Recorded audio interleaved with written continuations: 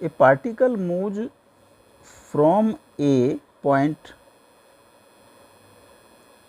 r1 vector is equal to 2 m I cap plus 3 meter j cap to another point r2 3 meter I cap plus 2 meter j cap, during which a certain force F is 5 Newton I cap plus 5 Newton j cap acts on it. Find the work done by the force on the particle during the displacement.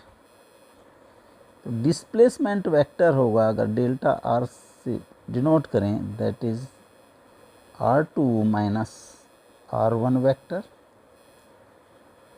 r2 है 3 I cap plus 2 j cap minus 2 I cap plus 3 j cap, और 3 minus 2 I cap plus 2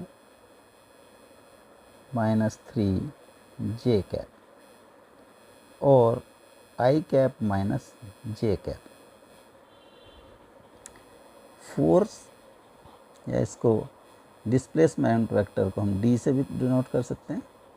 तो d vector is I cap और f vector is given 5 I cap plus 5 j cap. Work done, this is delta r vector और d vector.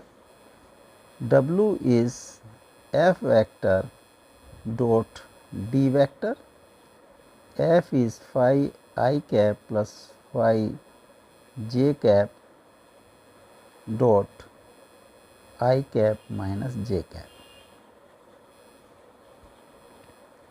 Multiply हो गई 5 into 1 plus 5 into minus 1, this comes 0।